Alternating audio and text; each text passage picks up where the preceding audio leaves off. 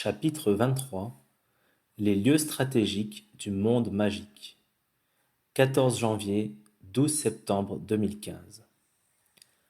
À la mi-janvier, un événement vint bouleverser le monde sorcier.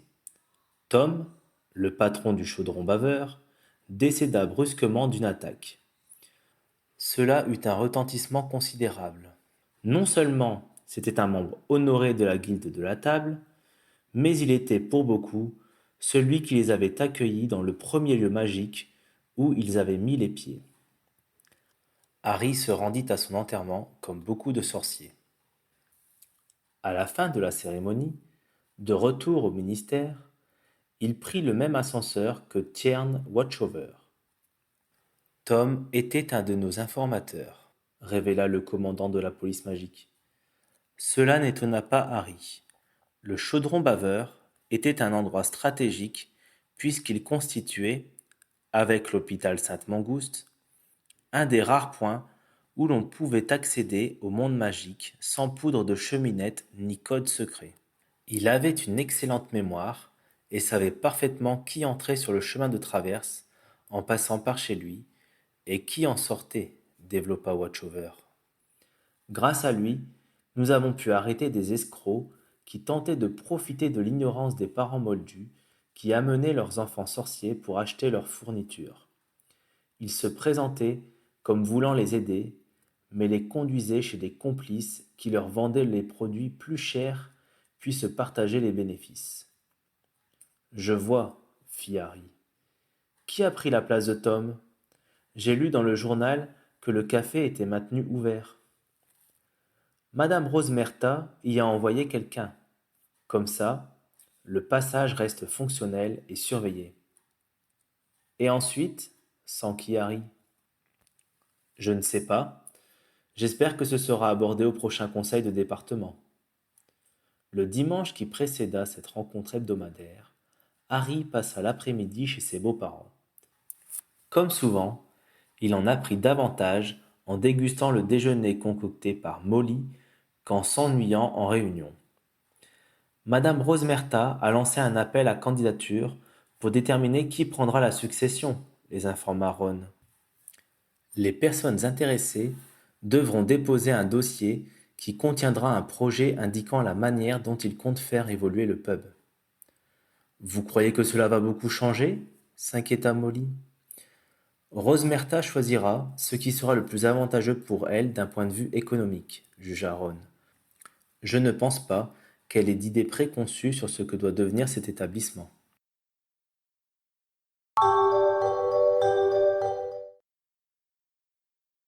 Les modalités pour le choix du nouveau barman furent bientôt publiquement connues, et chacun donna son avis par presse interposée sur ce qu'il attendait du successeur de Tom. Pour beaucoup, qu'il serve de la bonne bière et que les chambres soient confortables était largement suffisant. D'autres, qui avaient séjourné dans la partie hôtel, remarquèrent qu'un peu plus de propreté ne serait pas du luxe. Certains, moins sympathiques, en profitèrent pour faire savoir qu'ils apprécieraient qu'on soit plus regardant sur les clients. Tout comme feu à Belforce, Tom servait parfois des harpies et même des elfes dans la salle. 2 mois plus tard, les projets furent présentés dans le bâtiment qui avait déjà accueilli les séances du Merveille-Image lors du tournoi des 3 sorciers et de la Coupe du monde de Quidditch. Les sorciers purent aller les consulter et une urne à la sortie permettait de voter pour celui qu'ils avaient préféré. Harry s'y rendit en famille. Il y avait 5 candidats qui étaient présents à des horaires indiqués sur une affiche pour répondre aux questions que leur poserait le public. Un certain Melchisedech Bolitron avait imaginé une salle futuriste en chrome et néon, avec un gigantesque écran de télévision et animation karaoké le soir. C'est un projecteur magique? Demanda Ginny au restaurateur qui était venu à leur rencontre quand il les avait aperçus en train d'examiner son projet. Non, Madame Potter. Il marche à l'électricité, répondit-il. Nous sommes assez à la marge du monde magique pour qu'il n'y ait pas trop d'interférences. L'idée est de donner aux sorciers un avant-goût de ce qu'ils peuvent trouver dehors. Vous voyez, toutes mes chambres ont un thème en rapport avec une technologie de pointe moldue.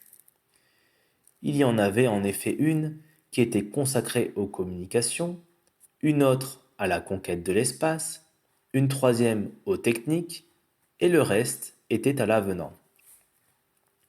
Cela fait penser à un musée des Moldus pour les sorciers, remarqua Ginny avec approbation. Après être allé calmer James et Albus, qui jouaient à chat parmi les stands, ils s'intéressèrent au candidat suivant. Magnum Primate avait, au contraire, centré son projet pour l'établissement sur le monde magique, comme pour en faire une introduction pour les Moldus qui y passeraient. On avait sur les murs du bar des plans du chemin de traverse et de Préolard, des vues de Poudlard et des portraits de sorciers célèbres. La carte des consommations proposait des Alohomora, des Reparo et des Wingardium. Les chambres avaient des noms de lieux magiques connus: Loch Ness, Avalon, Stonehenge. Les deux candidats suivants étaient moins innovants. Une décoration différente pour la salle, mais très classique, et une nouvelle carte pour le restaurant, sans plus. Celui qui offrait des bonbons aux enfants s'attira les suffrages des trois petits poteurs. Anna Abbott était également sur les rangs. À première vue, la salle ne changerait pas. Les mêmes sièges et tables en bois, les murs de briques recouverts d'affiches indiquant les manifestations sorcières prévues, le tout semblait juste plus propre et plus neuf. Il ne semblait pas non plus qu'il y ait d'évolution dans l'aménagement des chambres. Par contre, de nombreux services, qui n'existaient pas auparavant, étaient proposés aux sorciers. Location de vêtements moldus, possibilité d'acheter des cartes de Londres et des passes pour prendre le métro et les bus, excursion dans la ville avec un guide connaissant le Londres moldu comme son chaudron. Les sorciers qui débarquaient pour la journée de la campagne pour faire leurs courses n'étaient pas oubliés. Service de consigne pour qu'ils laissent leurs colis encombrants, possibilité de livraison leur permettant de repartir sans être trop chargés, forfait petit déjeuner lunch pour ceux qui voulaient arriver aux aurores. Pour les matinées de rentrée des classes, en septembre et à la fin des petites vacances, un bus magique serait affrété pour amener les familles à la gare de King's Cross. Par ailleurs, Anna avait, elle aussi, prévu d'assister les Moldus arrivant chez elle.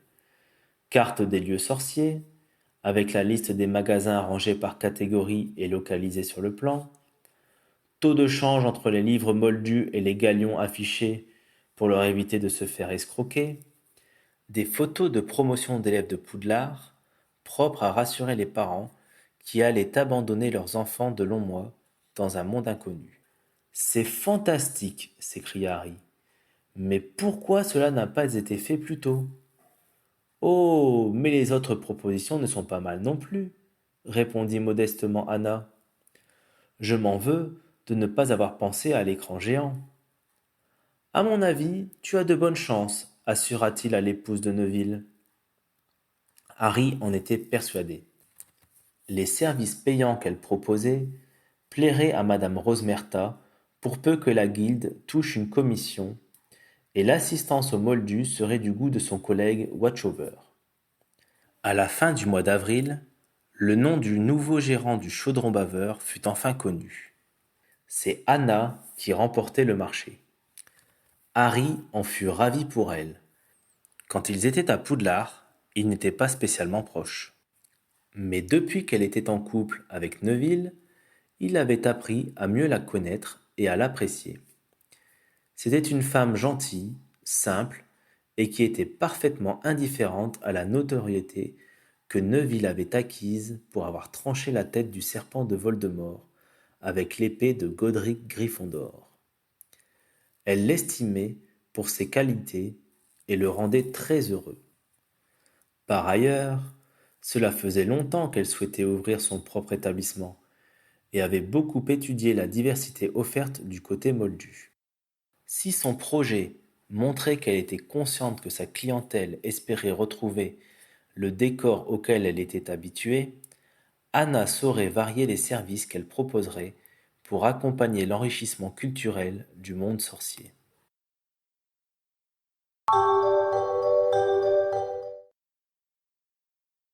Quelques jours plus tard, Shaline Harper, la sœur d'Owen, mit au monde un petit garçon qu'elle nomma Phineas.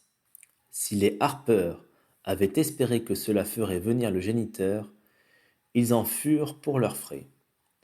La jeune mère assura cependant qu'il avait tenu parole et lui avait confié un pécule pour participer matériellement à l'entretien de l'enfant. Quand son ami lui fit part de ce dénouement, Harry l'invita à prendre un verre. À la seconde bière, Owen avoua à Harry que finalement il était soulagé à l'idée que le nom des Harper ne s'éteigne pas avec lui. S'il ne désespérait pas d'avoir la chance d'avoir un autre enfant, c'était déjà une responsabilité de moins.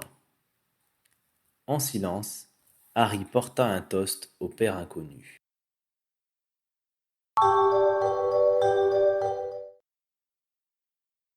Le printemps laissa la place à l'été.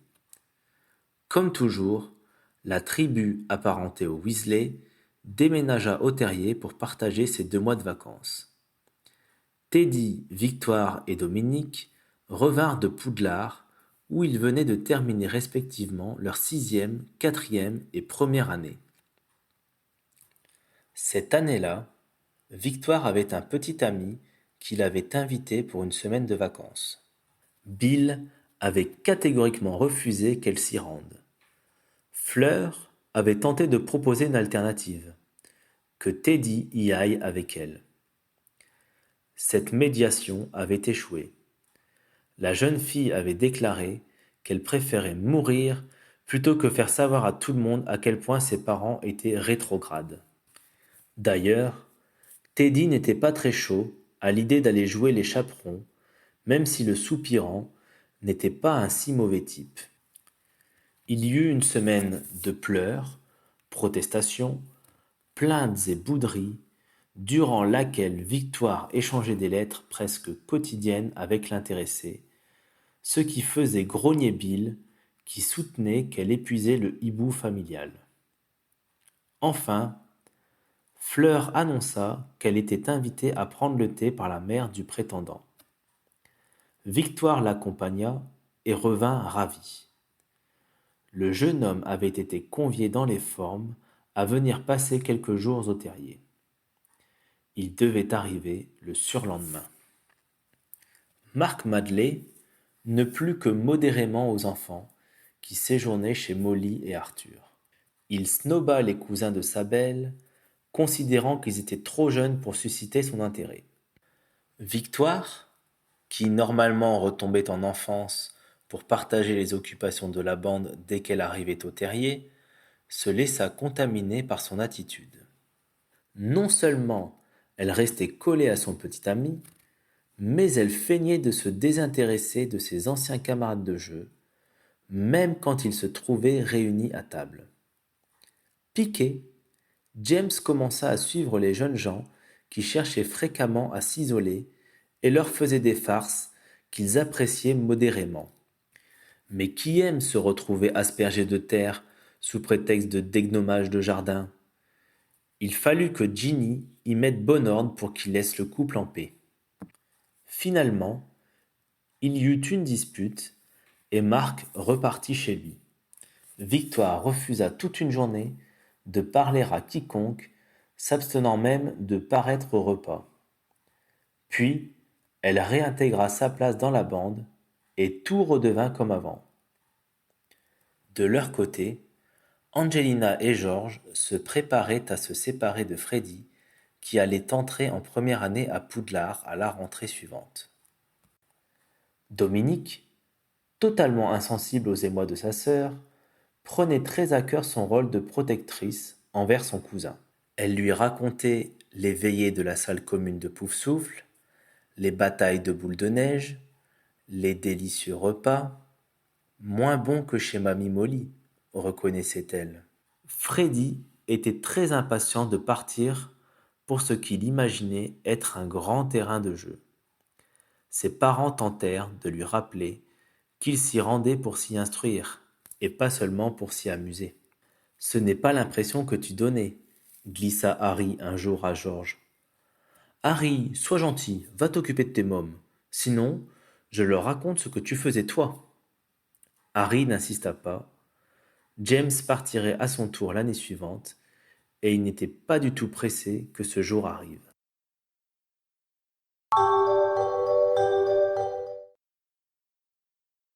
Au cours du mois de septembre, Harry travaillait avec Stanislas quand son miroir sonna.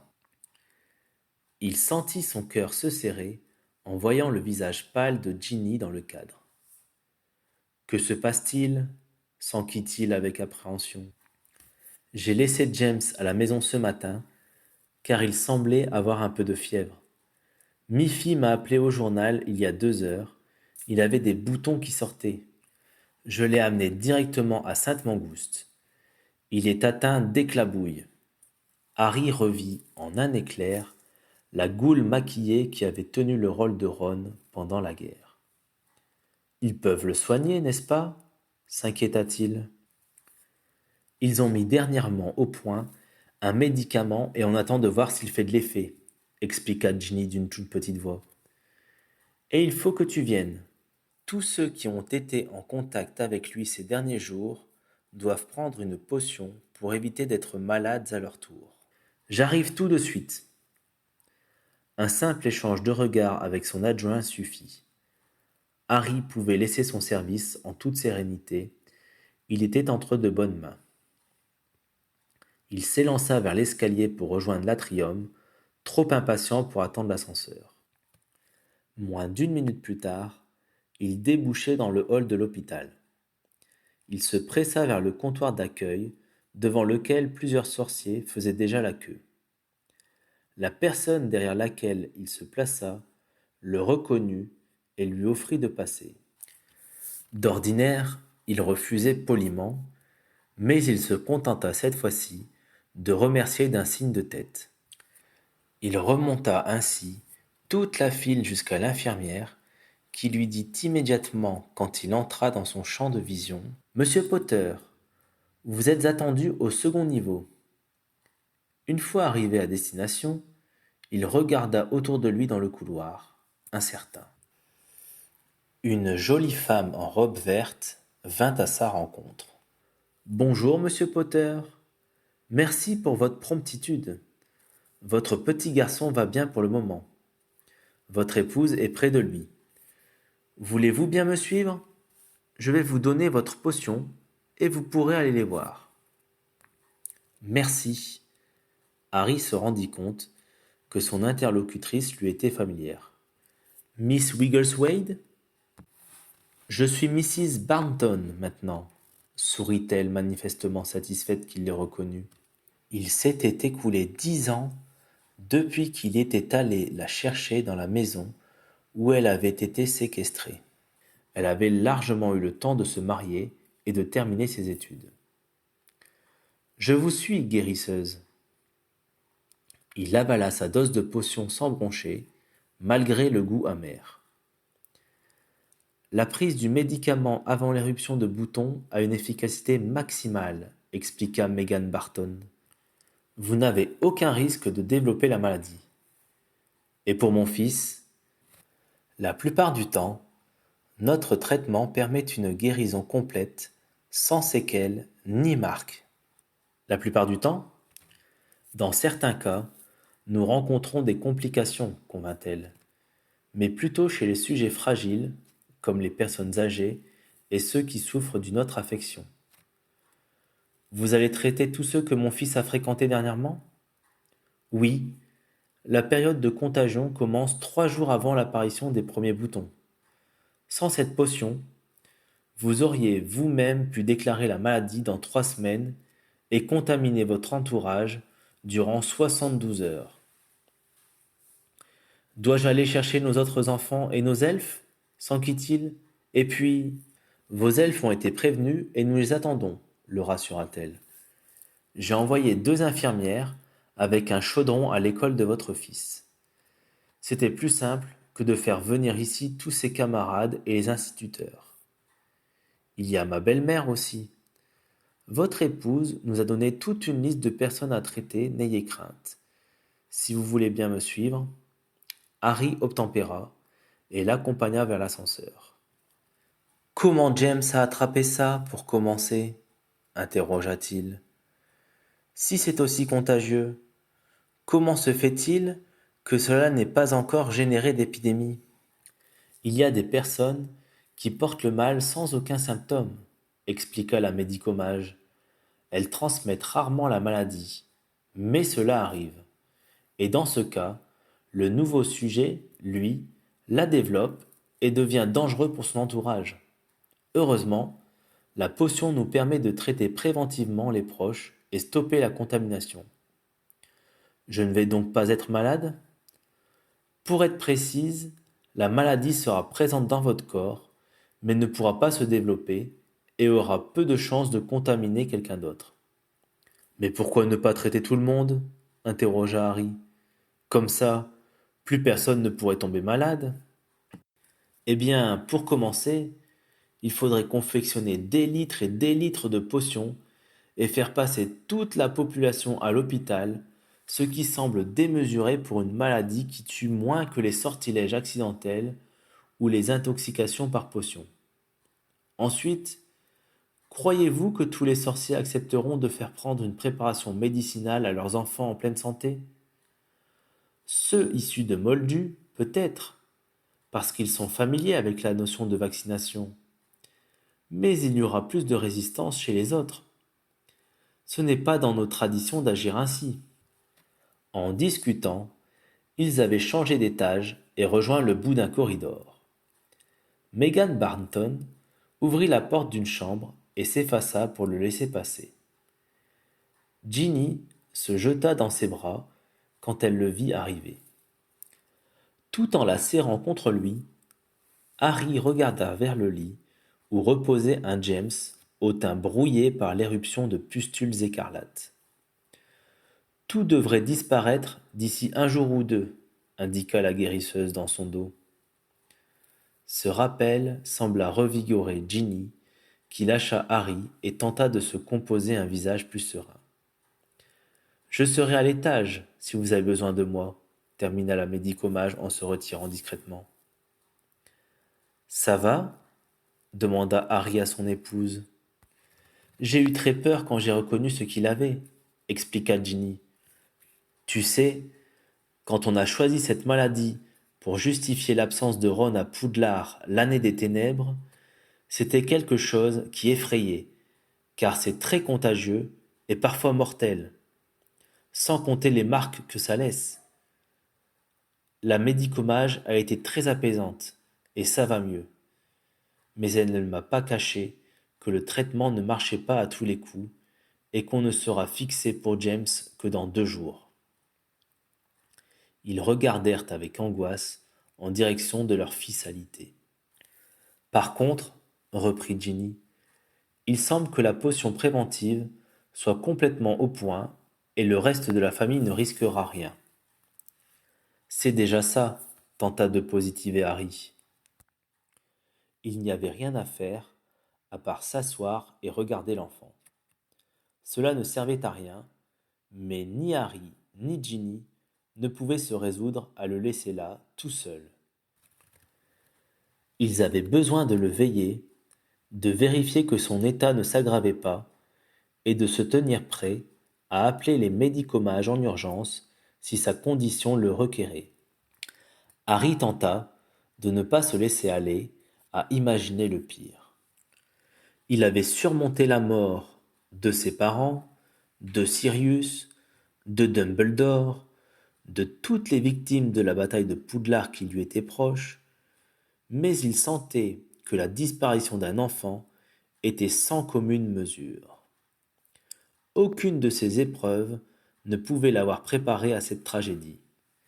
Il regarda Ginny, les mâchoires serrées, le teint blafard, et il sut que ses pensées étaient du même acabit que les siennes.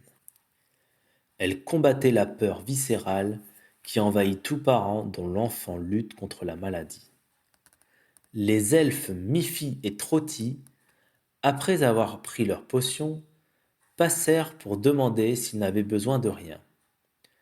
Molly arriva à son tour et indiqua que si Ginny restait toute la nuit, elle viendrait la relever au matin. Sa fille accueillit cette proposition avec gratitude. En fin d'après-midi, Harry la convainquit de rentrer à la maison pour s'occuper des petits qui allaient revenir de l'école.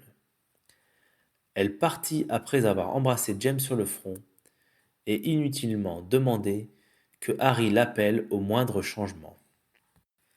Quand elle le rejoignit 4 heures plus tard, Harry avait mangé un plateau apporté par une infirmière et un lit avait été dressé dans un coin de la chambre. Tente de dormir un peu, conseilla Harry à sa femme en l'embrassant. Elle eut un pauvre sourire avant de l'enjoindre à son tour de bien se reposer. Avant de se coucher, il vérifia que ses cadets dormaient bien. Lily avait une fois de plus repoussé ses couvertures, qu'il lui rajusta tendrement.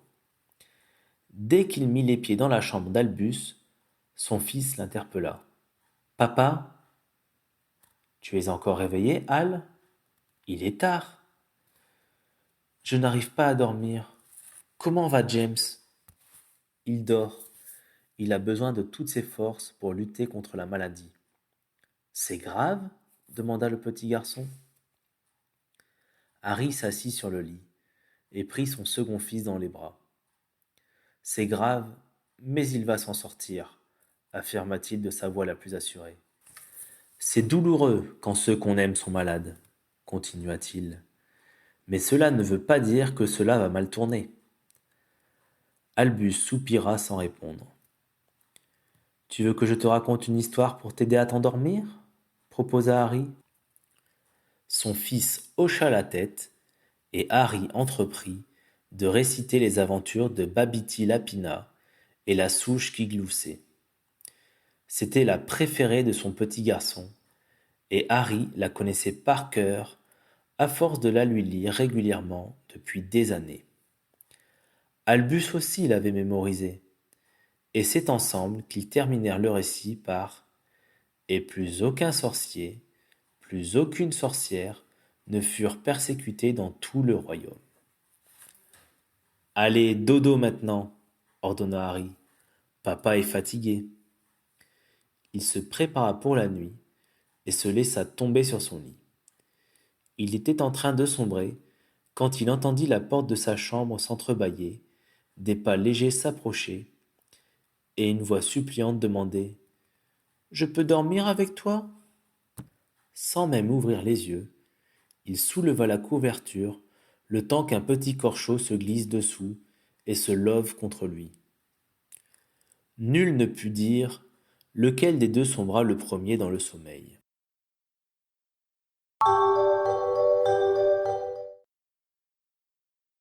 Harry fit déjeuner les enfants le lendemain matin.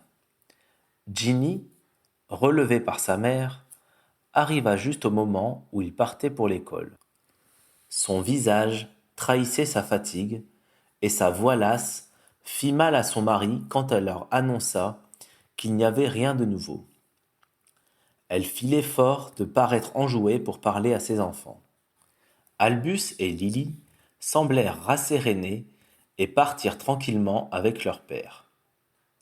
La maîtresse de James vint à eux quand elle le vit arriver dans le préau où débouchaient les cheminées. « Bonjour, monsieur Potter. Comment va James ? » « Pour le moment, son état est stable.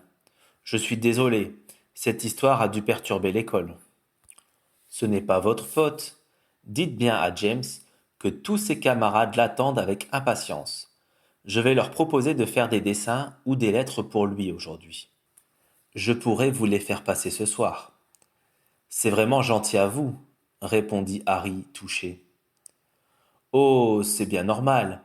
C'est un enfant si sociable et si poli. Turbulent aussi, » compléta honnêtement Harry. « Il est certain que la classe va paraître calme aujourd'hui, sourit la maîtresse. mais il sait se faire pardonner toutes ses espiègleries par des attentions charmantes. Il va manquer à beaucoup de monde. Harry la remercia encore et reprit la cheminée pour le ministère. Dès qu'il parvint à son bureau, il appela Ginny pour lui raconter la scène. Comme lui, elle fut heureuse d'apprendre combien James était populaire dans son école. Harry mit ensuite Pritchard au courant de la situation, puis tenta de se plonger dans son travail pour que le temps passe plus vite. À midi, cependant, au lieu de partager son déjeuner avec son adjoint, il prit rapidement un sandwich, puis fit un saut à Sainte-Mangouste pour embrasser son fils et échanger quelques mots avec sa belle-mère. Heureusement, il dut régler à son retour un problème sur un dossier, des preuves détériorées qui menaçaient d'invalider toute la procédure, ce qui l'absorba une bonne partie de l'après-midi. Rien n'avait changé quand il rejoignit son épouse à l'hôpital peu avant 17 heures. Elle resta quelques minutes avec Harry avant de repartir pour chercher ses cadets à l'école. Harry terminait de dîner quand un mouvement en provenance du lit attira son attention. James venait d'ouvrir les yeux. Il bondit à son chevet. « Bonjour mon chéri, comment tu te sens ?» demanda-t-il de sa voix la plus douce. « Papa ?»« Oui, maman est à la maison, mais elle va bientôt venir te voir. »« Je suis malade ?»« Un peu, mais on t'a donné quelque chose pour te guérir. Tu as faim ou soif ?»« Les deux, statua James après une seconde de réflexion. « Attends, je demande à quelqu'un de venir. » Il se pencha pour actionner la sonnette d'appel et prononça le nom de Ginny en ouvrant son miroir. Elle répondit immédiatement. « Il y a un petit garçon qui veut te parler, lui annonça-t-il. Il passa l'objet à James, puis porta son attention vers l'infirmière qui était arrivée. Elle observa un moment le patient qui écoutait sa mère, puis repartit. Quand elle revint, elle était accompagnée d'un médicomage que Harry ne connaissait pas. Celui-ci le salua avec déférence, puis examina l'enfant avant de prononcer des mots abscons qui correspondaient sans doute à un traitement. Quelques instants plus tard, l'infirmière faisait prendre une potion au malade, tandis que le médicomage assurait au père. « Votre fils semble bien réagir à ces remèdes. Il va encore être fatigué quelque temps, mais dès demain, les pustules commenceront à s'atténuer. » « Va-t-il garder le visage grêlé ?» s'inquiéta Harry. « Normalement non. Nous serons définitivement fixés d'ici quelques jours. » Un repas fut proposé au petit garçon, mais James, épuisé, ne put finir la purée que son père lui donnait à la cuillère. « Ne vous en faites pas, » le rassura l'infirmière. « Ce que je lui ai fait prendre en premier est très nourrissant. Il a besoin de se reposer. Et vous aussi. » Ginny revint vers 10 heures du soir, une fois les petits couchés, pressée de voir son fils aîné. Elle fut déçue de le retrouver endormi, sans évolution par rapport à l'état dans lequel elle l'avait quitté quelques heures auparavant. « Il va sans doute se réveiller demain matin, » la rassura Harry. Il resta encore 2 heures avec elle, car ils n'avaient fait que se croiser depuis la veille. « Toute ma famille t'embrasse, » lui dit Ginny. « Je sais que ta mère les tient au courant pratiquement heure par heure, » répondit Harry. « Angelina et Hermione pensent bien à nous aussi. »« C'est vraiment gentil de la part de l'école, » remarqua Ginny en lui montrant les dessins et messages qu'on lui avait remis quand elle était allée chercher Albus et Lily. « Mettons-les au mur, » proposa Harry. « Comme ça, il les verra quand il se réveillera. »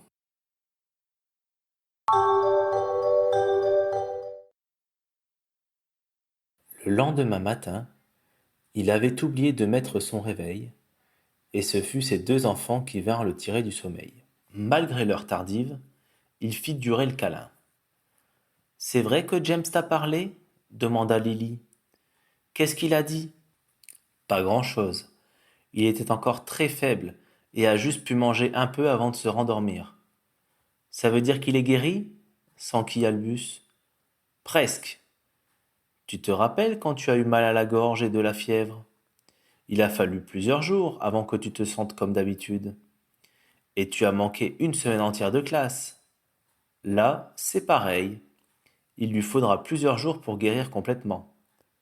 Allez, c'est l'heure de s'habiller. Vous êtes en retard, et papa aussi. Ils prirent cependant le temps d'appeler Ginny avant de partir. Par miroir, elle montra à Albus et Lily la décoration qu'ils avaient improvisée la veille avec ce que les camarades du petit malade avaient envoyé. Vous irez le dire à sa maîtresse, d'accord les chargea-t-elle. On peut venir le voir ce soir demanda Albus. Non, Al. L'hôpital n'est pas un endroit pour les enfants. Mais s'il ne dort pas, vous pourrez lui parler par miroir. Bisous mes chéris, partez vite, c'est l'heure. Dans la matinée, Ginny appela Harry pour lui apprendre que James s'était réveillé. Il était en train de manger de bon appétit, et ses pustules commençaient à cicatriser, comme l'avait prédit le médecin. C'est merveilleux, je passe vous voir ce midi. Très bien, à tout à l'heure mon chéri. Au moment de partir, Harry se souvint du ton suppliant d'Albus le matin même, lui demandant de les tenir au courant si son frère se réveillait de nouveau. Il décida de se rendre à l'école. C'était l'heure où les enfants qui ne mangeaient pas à la cantine étaient récupérés par leurs parents. La maîtresse de James était donc présente, en train d'échanger des saluts avec des mères d'élèves. Elle vint aux nouvelles. Tout va bien, lui assura Harry. Serait-il possible de dire à mes enfants que leur frère va mieux et qu'il est en voie de guérison? Bien entendu. Attendez un instant, je vous les amène.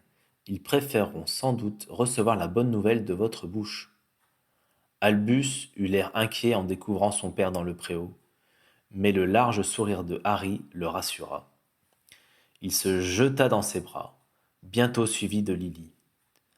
Harry leur résuma ce qu'il savait et leur dit qu'il allait lui rendre visite tout de suite.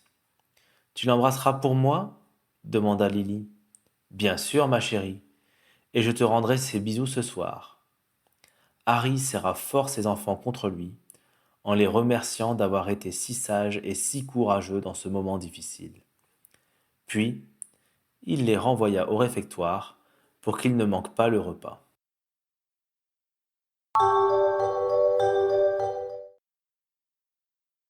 Le sourire de son fils, quand il entra dans sa chambre d'hôpital, lui ôta un grand poids de la poitrine. Il s'assit près de lui et le serra contre son cœur. James se laissa faire un long moment, preuve qu'il était encore faible.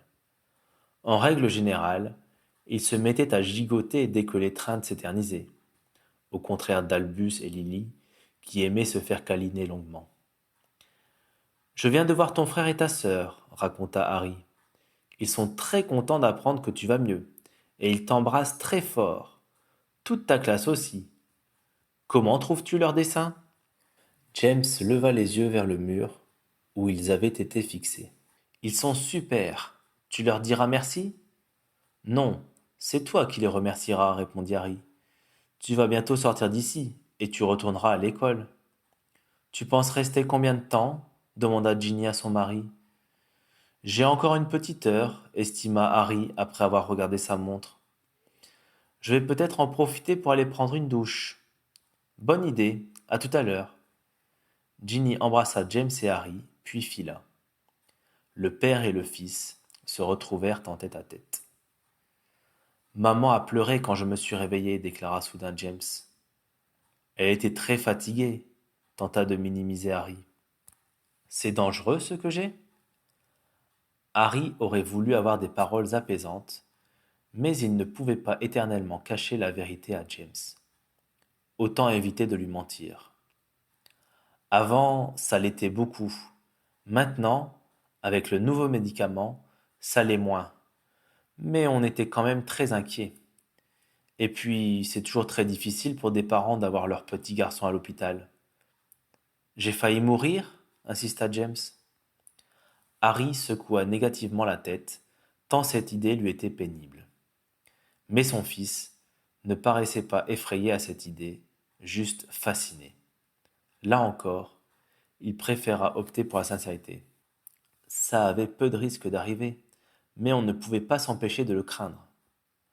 Je suis comme toi, alors, déclara James avec un grand sourire. Un survivant.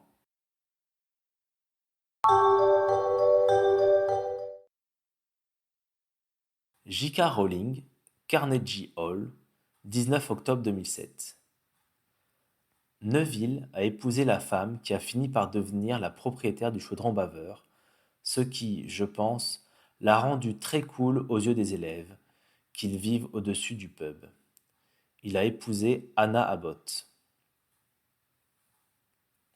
Melchizedek, Primate et Magnum sont des bouteilles de vin et de champagne. 30, 27 et 0,75 litres.